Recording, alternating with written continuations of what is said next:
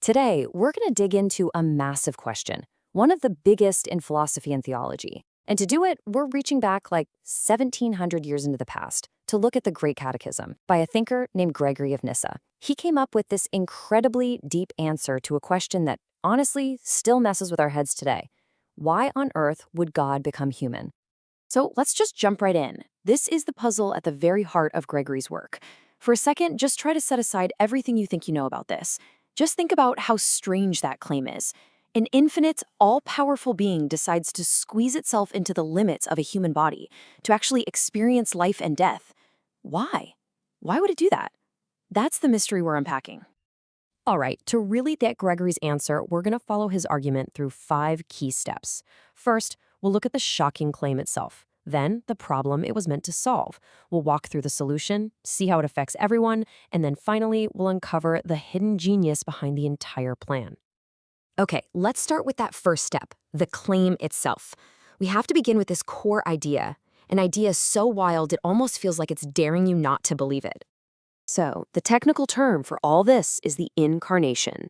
And it's basically the idea that God didn't just, send an email or do a magic trick from afar. No, the idea is that God actually became part of our story in a real physical body. This is the absolute bedrock of Gregory's whole argument. What's so cool is how Gregory handles skepticism. He doesn't get defensive, he actually welcomes it. He basically says, you think this sounds crazy? Good, that's how you know it's divine. A story made up by humans would probably make a lot more sense. For Gregory, the sheer weirdness of the Incarnation is what points to a reality that's way beyond our everyday logic. So, if the Incarnation is this huge, dramatic solution, what exactly was the problem? I mean, why was such a radical, almost unbelievable move necessary to begin with? Well, Gregory doesn't pull any punches here. In his view, humanity was in a really, really bad spot. We were trapped in a condition that we just couldn't escape on our own. He uses these really vivid metaphors to describe our situation. We weren't just making a few mistakes, we were sick, and we desperately needed a doctor. We weren't just going to die eventually, we were in the grip of death and needed a life giver. We were stuck in the dark, held captive, locked in bondage. Every one of these paints a picture of complete and total helplessness.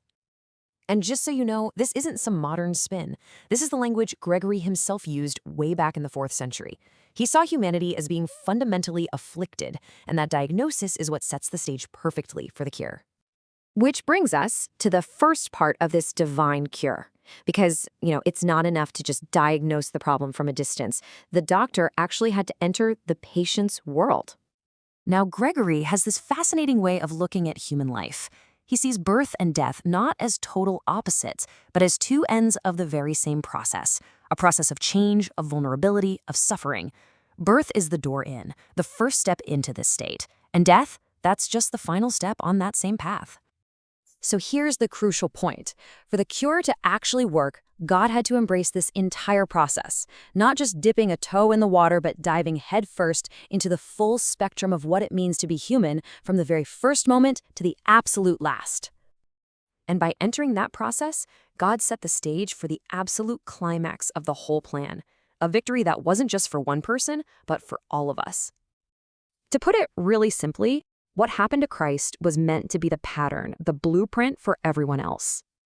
Gregory explains this with this beautiful, perfect parallel. He says, look, just like mortality got into the human story through one person and then became a universal thing for everybody, a brand new principle, resurrection, could also enter through one person and become a universal possibility for everybody. So let's just break that logic down. It's actually pretty simple. You have this first pattern, the pattern of death. One person's action affects all of humanity. Gregory's whole point is that God takes that exact same principle and just reverses it, creating a new pattern of life that's every bit as powerful and universal as the old pattern of death. Now, all of this leads to one final and, let's be honest, pretty obvious question. If you're talking about an all-powerful being, wasn't there, an easier way to do all this? And Gregory saw this objection coming a mile away, right? Couldn't God have just snapped his fingers and declared humanity saved? Why all the pain, the suffering, the messiness of the Incarnation and the crucifixion? For Gregory, the answer comes down to one key difference: the difference between sheer power and true wisdom. Yeah, A simple command would have been a display of raw power, just an outside force changing things. But the path God actually chose, he argues, demonstrated something much deeper: wisdom and justice and love. It was a victory won from inside the broken system, beating death on its own turf. And that, right there, is the heart of what Gregory calls God's hidden plan. It wasn't about using overwhelming force to just bypass the problem of death and suffering. No. It was about entering right into the middle of it, transforming it, and ultimately defeating it from the inside out. So, we're left with this thought. Gregory of Nyssa's argument is this incredibly complex, ancient answer to an ancient question. But whether you see it as theology or philosophy or even just a powerful metaphor, the question it raises is absolutely timeless. When we're faced with our own deepest problems, is true victory found by overpowering them from the outside or by having the courage to enter them from within?